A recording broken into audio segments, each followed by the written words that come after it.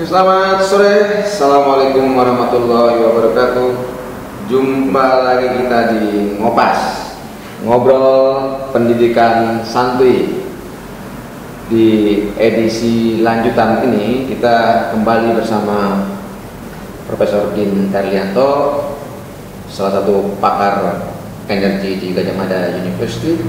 Dan kali ini kita berbicara spesifik, kita akan banyak mengulik tentang energi terbarukan, ya. Bagaimana juga kita nanti akan tahu banyak informasi dari Profesor Din tentang climate impact, ya. Bagaimana emisi karbon bisa kita reduce, ya. Paling tidak untuk 5-10 tahun ke depan, ya. Selamat sore, Assalamualaikum warahmatullahi wabarakatuh. Waalaikumsalam, Din. Pak Haris. Gimana kabarnya? Selamat sore. Ya. Sehat-sehat. Gimana Pak Haris? Ya, Sehat-sehat. alhamdulillah ini. Dua hari ini kayak memang Jogja ini panas sekali ya. Betul Pak. Panas sekali di Jogja sekarang ini ya. Dan luar biasa panasnya Pak. Iya, ini kegiatannya apa nih Pak Din sekarang ini? Ya, saya kembali ke lab. Kebetulan saya punya 11 mahasiswa S3 di lab, dan juga ada beberapa mahasiswa S3 yang melakukan S3 by research di luar kampus juga. Kemudian beberapa mahasiswa S2 dan juga ikut membina dosen-dosen muda ya, di teknik mesin, dan juga saya juga melakukan advokasi kebijakan dengan pemerintah juga, serta melakukan practical riset dengan beberapa industri juga. Bagus, ya. Bagus banget ini. Jadi kalau kita lihat juga kan Pak Din dan kawan-kawan ini banyak melakukan riset-riset di bidang Energi energi terbarukan ya, termasuk salah satu yang dilakukan adalah mengembangkan energi terbarukan di Kulon Progo ya. Ya, alga, Mikro alga. Nah, kemudian juga di samping itu, di samping alganya sendiri, kita juga mengembangkan teknologi pendukung seperti micro layer reaktor. Bagaimana cara agar kita bisa mempercepat kultivasi untuk mikroalga juga. Kemudian juga di samping itu mengembangkan teknologi bubble juga untuk bisa menginjeksikan CO2 ke dalam air sehingga CO2-nya diserap oleh mikroalga. Ya. Kalau kita bicara tentang climate imperatif atau building climate imperatif, sebenarnya fokusnya apa sih di situ Pak? Ya, jadi kalau kita berbicara mengenai climate change itu, dunia itu bersepakat menurunkan suhu bumi sebesar 1,5 derajat, dan itu target ya. Dan masing-masing negara diberikan target, dan Indonesia pada waktu COP27 pada tahun 2014 Pak Jokowi berkomitmen akan mengurangi emisi karbon sebesar 29% di tahun 2030 dengan kekuatan sendiri, dan juga mengurangi emisi karbon sebesar 41% jika ada intervensi dari luar. Namun yang lebih menggembirakan lagi, ada rencana namanya NZE, Net Zero Emission, artinya kita diharapkan menuju emisi menuju nol di tahun 2060. Untuk Indonesia ya? Untuk Indonesia. Ya. Walaupun kalau kita bandingkan dengan Jepang, mereka menargetkan 2050. Bahkan Uni Eropa seperti Jerman 2040. Namun menarik lagi, semenjak adanya invasi Rusia ke Ukraina, sepertinya target itu agak terganggu gitu. Ya, seperti contoh, Jerman sudah memulai memesan batu bara dari Indonesia karena era transisi energi mereka dengan menggunakan gas terhambat karena pasokan gas dari Rusia juga terhambat. Kemudian juga di sisi lain, kami di UGM sekarang bekerja sama dengan beberapa perguruan tinggi yang ada, dan juga bekerja sama dengan BUMN menyusun skema terbaik menuju 2060 seperti apa. Kira-kira kalau kita bicarakan 2050 itu kan terlalu lama. Apa efeknya kalau misalnya itu diambil jarak yang lebih pendek untuk mendapatkan net zero emission? Sebenarnya jarak lebih pendek ada lagi Pak. Jadi di tahun 2025 ada visi pemerintah yang kita kenal sebagai visi 2325. Artinya kontribusi energi baru dan energi terbarukan sebesar 23% di tahun 2025. Itu target yang sebenarnya harus dicapai oleh pemerintah. Dan kita tahu bahwa saat ini kontribusi energi terbarukan di dalam bauran energi nasional itu baru 12,5%. 12,5. Artinya di dalam waktu 3 tahun kita double ya. Dan yang tidak kalah penting juga di samping kalau kita mengacu kepada climate imperative itu bukan hanya energi terbarukan. Jadi proses deforestation juga jangan sampai terjadi. Itu juga. Jadi ini pekerjaan yang berat juga ya. Berat sekali Pak. Jadi ada 3 target sebenarnya kalau kita berbicara climate change. Yang pertama, bagaimana kita bisa bermigrasi dari energi fosil ke energi terbarukan. Yang kedua, bagaimana kita bisa mengurangi deforestation, artinya tidak terjadi pengundulan hutan dan lain sebagainya.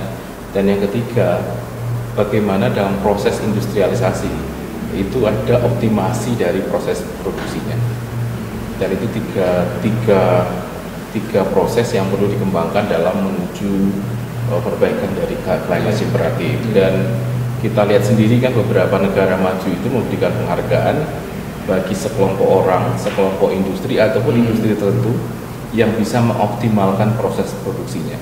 Artinya konsumsi energinya bisa lebih optimal sehingga emisi CO2-nya bisa dikurangi.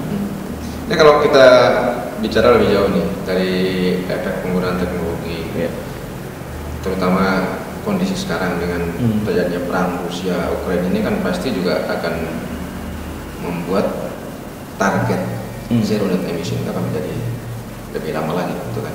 Nah, kira-kira ada efek apa dari hal ini?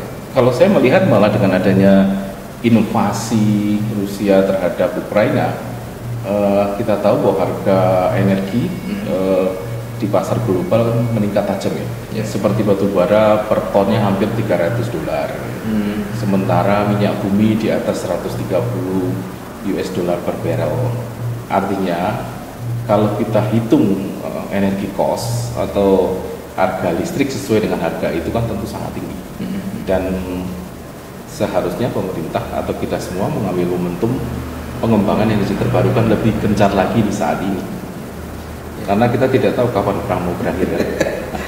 Artinya itu bisa dipergunakan momentum untuk memberhentikan penggunaan fosil energi itu ya? Iya, secepatnya. Jadi pengembangan energi terbarukan secepatnya, kemudian juga pengembangan teknologinya secepatnya, dan juga harus lebih fokus.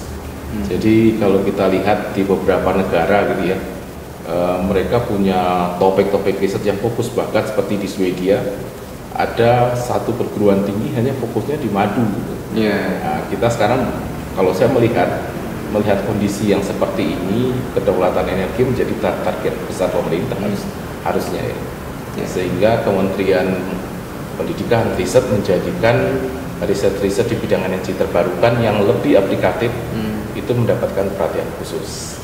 Jadi kalau menurut Profesor Dim nih, kalau kita ini kan punya satu institusi di Kementerian Energi, sumber daya energi ini. Ini sejauh mana sih perannya dilihat sama kawan-kawan ini? Ya, kalau kebetulan ya kami di Universitas Gadjah Mada memiliki hubungan yang sangat baik dengan Kementerian SDM, baik ke Dirjen Minerba maupun Dirjen Migas juga, kemudian Direktorat Jenderal EPTKE, energi baru, terbarukan dan konservasi energi. Kami selalu memberikan semacam brief kebijakan kepada mereka. Bahkan juga kalau terjadi hal-hal yang dirasa cukup penting untuk direspon oleh sebuah perguruan tinggi, kami merespon dengan cepat. Jadi sebenarnya saat ini yang dibutuhkan dalam kondisi seperti ini, adanya integrasi yang khusus antara Kementerian SDM dengan Kementerian Pendidikan, Kebudayaan dan Ristek. Artinya program-program riset yang dihasilkan oleh perguruan tinggi itu harus bisa mendapatkan semacam legal standing dari Kementerian SDM bahwa ini akan dipakai, ini akan dikembangkan. Harus ada jaminan itu. Jaminan itu artinya begini, Kementerian Pendidikan juga mempropos, Kementerian Energi dan Sumber Daya Mineral juga harus turun ke lapangan melihat kesiapan teknologi yang kita miliki, kesiapan produk yang kita miliki. Seperti contoh ya, saat ini minyak goreng kan harganya tinggi ya. Itu kan tidak lepas dari kebijakan sawit dirubah menjadi biodiesel, dan itu juga disubsidi gitu ya, sehingga bagi saya sebagai produsen sawit ya saya jual aja untuk kebutuhan energi ketimbang pangan. Nah, namun memang di Kementerian ESDM itu ada mandat sekian persen untuk pengembangan biodiesel, tapi kan biodiesel tidak harus dari sawit. Potensi lokal lainnya bisa kita kembangkan ya, seperti misalnya ya alga tadi, kemudian nyamplung dan lain sebagainya. Ya, kalau kita kembali ke cara kita mengelola iklim kita, cara kita mengelola sumber daya yang ada, dan kita kaitkan dengan pengguna atau penyumbang karbon terbanyak. Jadi berbagai riset yang dilakukan oleh kawan-kawan ini kan paling tidak 37% itu penyumbangnya adalah para industriawan ini atau dari sektor industri dan Ya. sektor energi ya. Terutama dari transportasi juga cukup besar pengaruhnya. Kemudian dari sektor pembangkit juga cukup besar, dan dari sisi industri juga cukup besar. Jadi 3 sektor itu sangat penting untuk kita perbaiki kualitas emisinya. Dan oleh karena itu kalau kita lihat lagi, semua tergantung dari bahan bakar yang digunakan. Kalau menurut Profesor Din sendiri, apa sih seharusnya yang harus dilakukan oleh Indonesia untuk bisa masuk ke situ? Ya, kalau kita melihat ke harapan ke depan, salah satu solusi yang harus didorong oleh Indonesia adalah desentralisasi energi. Jadi penggunaan potensi energi terbarukan berbasis kepada potensi lokal. Kalau kita mengacu kepada pengembangan energi di bidang fosil, kan semua seragam ya. Jadi di semua kota menggunakan bensin, di semua kota menggunakan solar, di semua kota menggunakan gas. Tapi kalau energi terbarukan seperti panas bumi saja, bahwa panas bumi di daerah A dengan daerah B itu karakteristiknya berbeda. Kemudian juga di daerah A juga memiliki potensi yang berbeda dengan daerah B. Oleh karena itu pengembangannya harus disesuaikan dengan potensi lokal tersebut. Karena salah satu sifat dari energi terbarukan itu adalah locus dependent, jadi tergantung pada potensi lokal. Dan saya pikir ini kondisi yang baik. Artinya ketika terjadi konflik di sebuah negara, kita tidak tergantung lagi pada kondisi internasional. Kalau kita bisa memanfaatkan potensi lokal, misalnya sebagai contoh ya, kita bisa memetakan untuk daerah tertentu, misalnya saat ini PLN memiliki 52 PLTU yang dioperasikan. Kemudian dalam radius 50 km kita bisa mengurangi konsumsi batu bara sampai 15% dengan menggantikannya dengan biomas. Biomasa kan macam-macam, bisa dari tandan kosong sawit, bisa dengan kayu, wood chip, wood pellet yang bisa kita dapatkan dari hutan tanaman energi atau hutan tanaman sosial. Kemudian juga bisa dari sampah yang kita kenal sebagai RDN, seperti yang dikembangkan di banyak tempat ya. Dan di UGM kita sangat kuat dengan riset seperti itu, dan fakta dan rantai pasoknya kan sudah dipetakan oleh UGM sebenarnya. Ya, satu persoalan sebenarnya yang sampai hari ini juga belum bisa dipecahkan oleh Indonesia adalah bagaimana mengatasi tata kelolanya, sehingga nanti emisi karbon yang dihasilkan oleh industri ini benar-benar bisa ditekan sebelum tahun 2050. Nah, ini kawan-kawan kan sambil melakukan inovasi riset ini terus berkembang. Ini seperti apa sih sebenarnya yang dilakukan? Yang kami lakukan di samping inovasi ke arah produk dan teknologi, kita juga melakukan inovasi kebijakan. Sebagai contoh, ada program pajak karbon, itu juga inovasi kebijakan yang diberikan kepada para produsen yang menghasilkan emisi yang tinggi, sehingga mereka didenda, kamu sudah menghasilkan emisi sekian, ayo bayar ke negara sekian. Kemudian juga mendorong sertifikasi green product, itu juga kebijakan yang perlu didorong. Kemudian juga mendorong tumbuh kembangnya dan insentif. Jadi kalau di dalam konsep ekologi industri itu ada 4 insentif yang bisa diberikan. Jadi insentif bisa kita berikan kepada sekelompok orang atau sekelompok industri yang bisa melakukan migrasi. Yang kedua, kepada sekelompok orang atau sekelompok industri yang bisa melakukan proses konservasi energi atau penghematan energi. Kemudian juga kepada mereka yang melakukan perbaikan proses produksi. Yang keempat, bisa memperpendek produksi.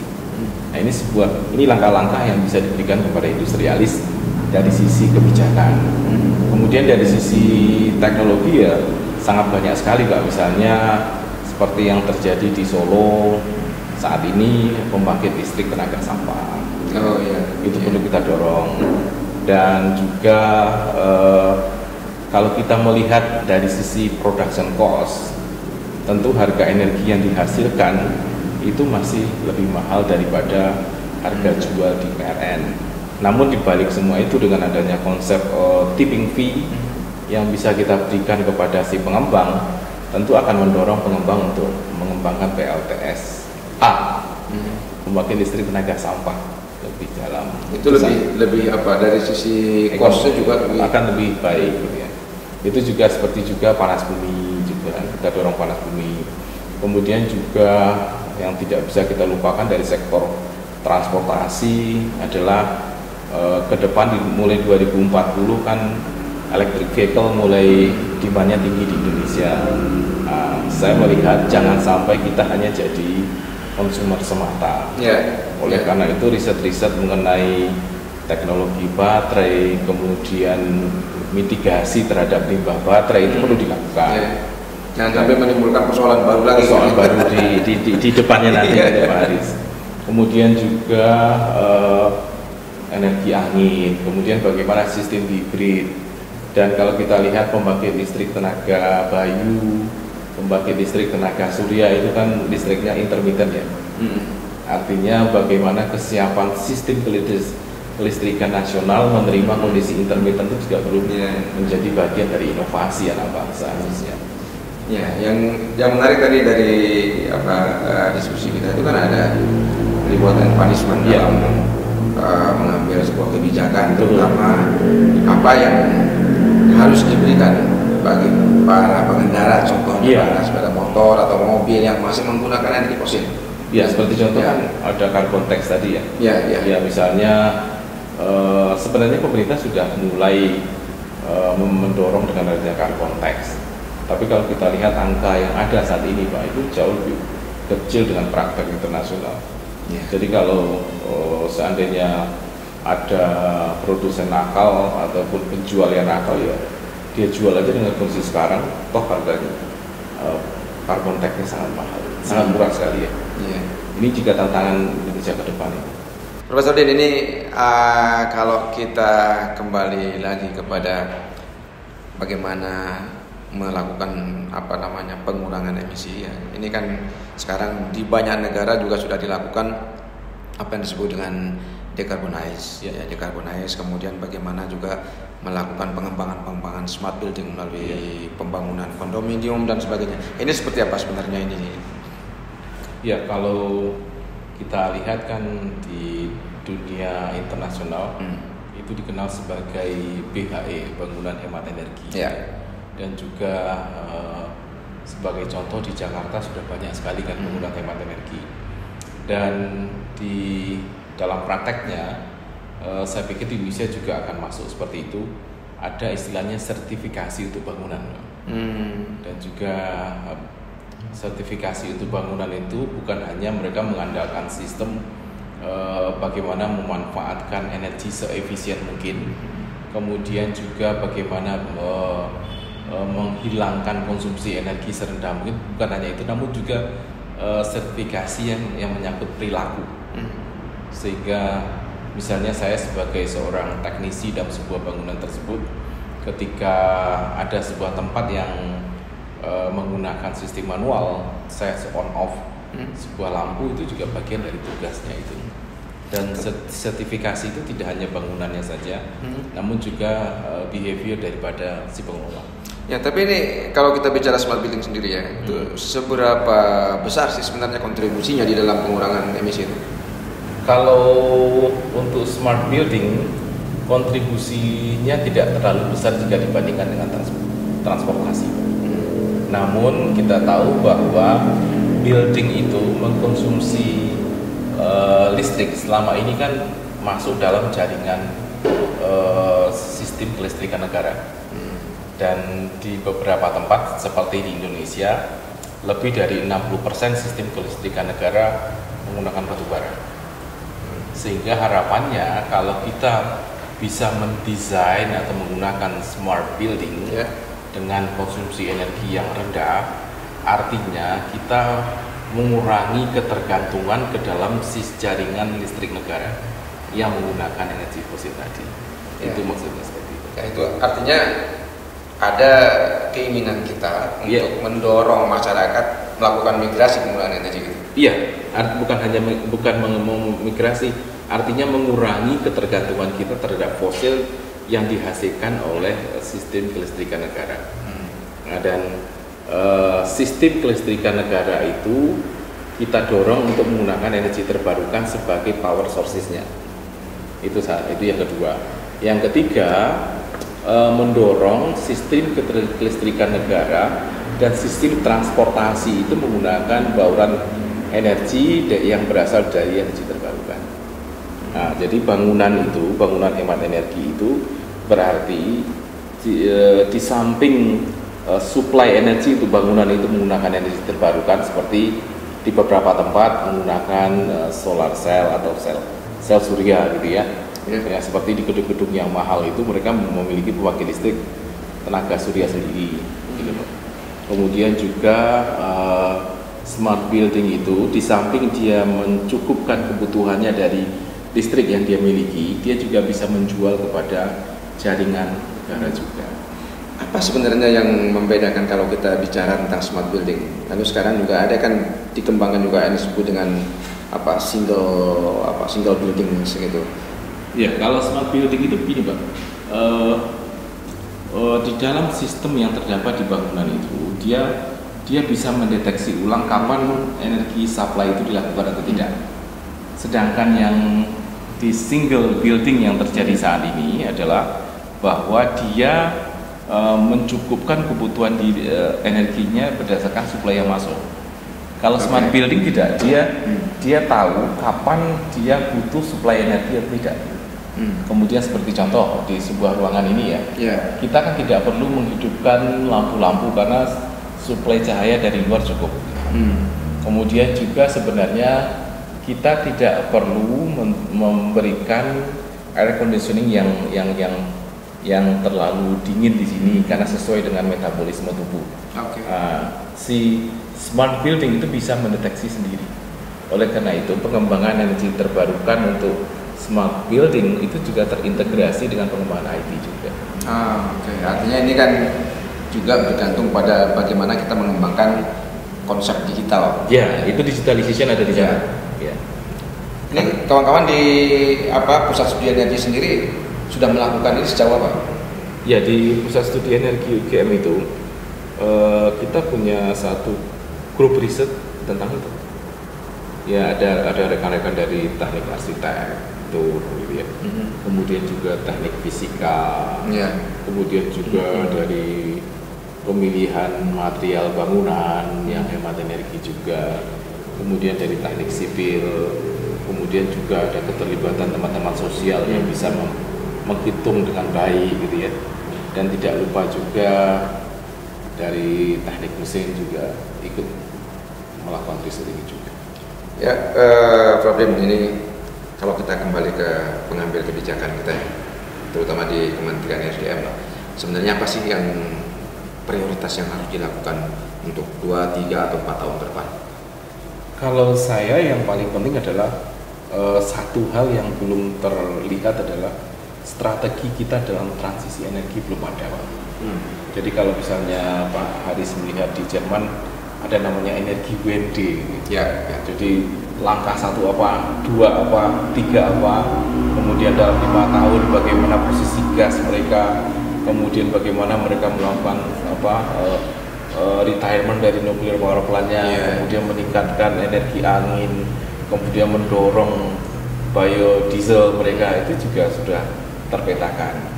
Yang terjadi di Kementerian SDM adalah kita tidak punya sistem secara makro yang baik dalam era transisi energi, sehingga sampai saat ini kita tidak punya konsep dalam transisi energi.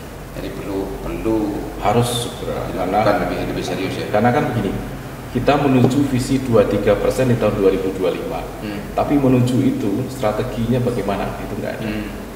Dan itu kan masih tergantung juga kepada besaran finansial yang dibutuhkan. Tapi finansial ya Pak, namun kan juga sebenarnya kan ada namanya carbon trading, itu bisa kita manfaatkan semuanya.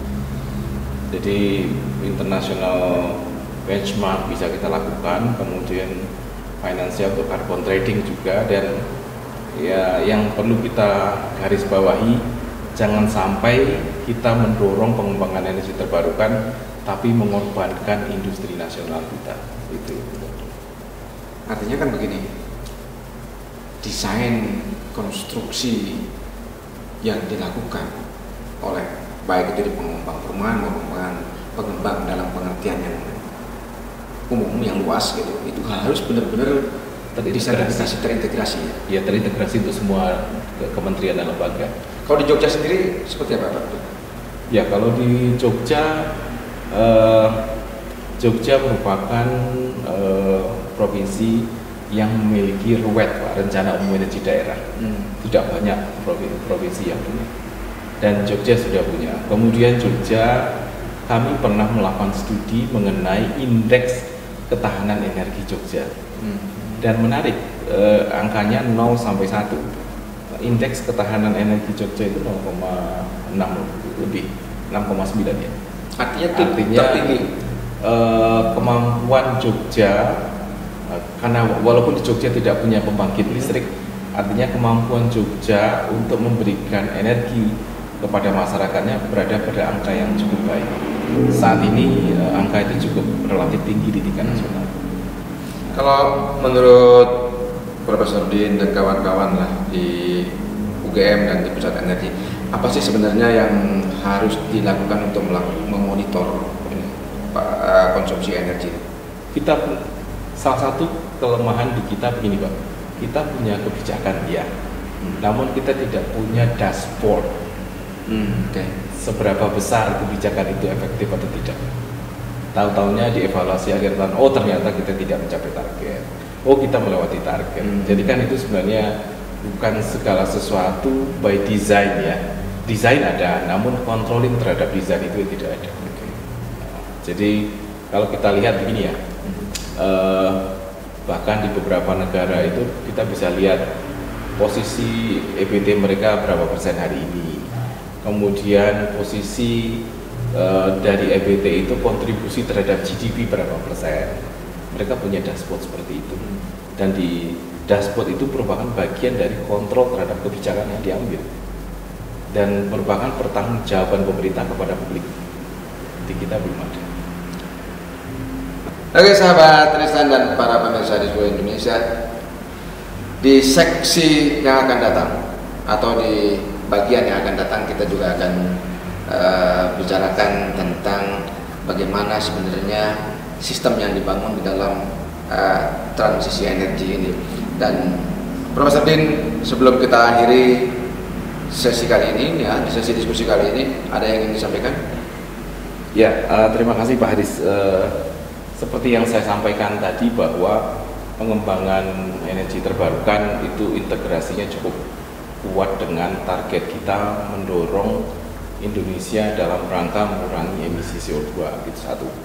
Yang kedua, sebenarnya dengan kondisi sekarang ini momentum kita tuh mengembangkan energi terbarukan lebih serius, namun digait dengan target yang jelas, kemudian digait dengan sistem kontrol terhadap target-target tersebut. Namun yang tidak boleh kita lupakan adalah seperti yang saya sampaikan di beberapa kesempatan, pengembangan energi terbarukan atau implementasi kenaikan energi terbarukan di Indonesia harus didorong dengan pertumbuhan industri yang mensupport energi terbarukan tersebut, sehingga tumbuhnya industri lokal, tumbuhnya kemampuan manufaktur kita. Itu yang lebih penting dalam rangka mendorong pertumbuhan ekonomi yang kita kejar lewat pengembangan energi terbarukan tersebut. Ya, dan yang pasti Jogja bisa menjadi salah satu. Dan Jogja harus menjadi contoh untuk itu, karena Jogja punya UGM gitu ya. Dan Yogyakarta juga masyarakatnya juga lebih mudah untuk menerima perubahan. Dan juga potensi energi terbarukan di Jogja cukup bagus, sehingga hal itu mungkin menjadi tolak awal simbol dari pengembangan EPD di Indonesia. Dan lebih terbuka. Dan satu lagi, Prof, kalau ada kawan-kawan mahasiswa dari luar sana yang ingin melakukan riset energi di Indonesia? Ya, bahkan ini Pak, pada waktu saya menjadi Kepala Pusat Studi Energi UGM, kita menerima praktikan dari SMK di luar Jawa, dari NTT untuk melakukan praktek di Pusat Studi Energi UGM mengenai teknologi energi terbarukan, dan bahkan ada paten-paten riset kita yang bisa dimanfaatkan oleh mereka, kita buka ke mereka. Tentu saja dengan senang hati. Ini merupakan bagian dari kontribusi Jogja untuk Indonesia juga. Ini satu kabar baik buat kawan-kawan di SMK di mana saja di seluruh Indonesia yang ingin belajar tentang energi dan bagaimana mengelola energi kita. Gajah Mada membuka diri, Bro. Iya, siap. Silakan guru, siswa, atau siapa saja yang memiliki minat di bidang pengembangan energi terbarukan bisa belajar di Yogyakarta, khususnya di Universitas Gajah Mada. Kita akan jumpa lagi di topik yang tidak kalah menariknya di waktu yang akan datang terkait dengan bagaimana pengelolaan energi terbarukan. Terima kasih. Assalamualaikum warahmatullahi wabarakatuh. Waalaikumsalam.